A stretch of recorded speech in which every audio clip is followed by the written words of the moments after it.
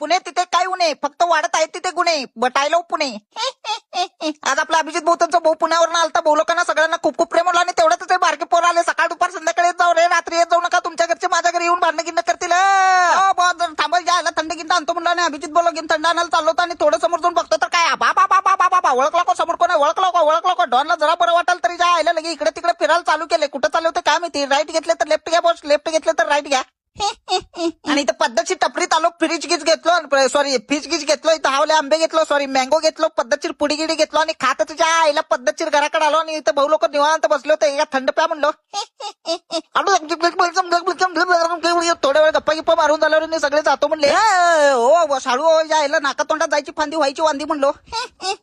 आणि सगळेजण गेल्यानंतर मी पण उरलेला सोडलेला आयुष्याचा विचार करत बसलो होतो, कधी व्हायचं, कसं व्हायचं, का व्हायचं, लग्न नाही माझं चांगलं.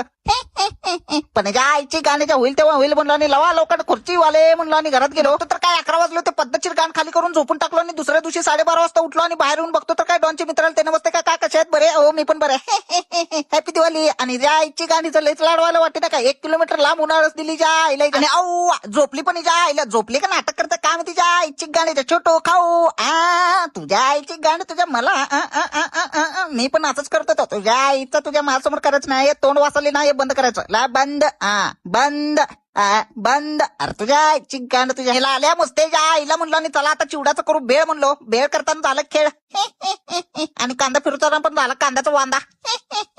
आणि हाय कर कर कर कर कर कर हाय कर कर कर कर कर कर कांदा कापलो आणि क्या बतलाए साजना हम तुमसे आणि कर कर कर कर कर कर पद्धतशीर टमाटा कांदा गिंदा कापून झाल्यानंतर पद्धतशीर एक लिंबू घेतलो नाही आणि 100% सांगतो अजून थोडं कुतलं असतं तर संपलं, या आईला 100% झालं असतं. पद्धतशीर सगळं मिक्स करून सगळ्यांना देऊन झाल्यानंतर घरातलं घेतलं परत आणि मी आणि आमचा भाऊ वडता वडाला पद्धतशीर. चला ब्लॉग आवडला असेल तर लाईक फॉलो तेवढं नक्की करा आता.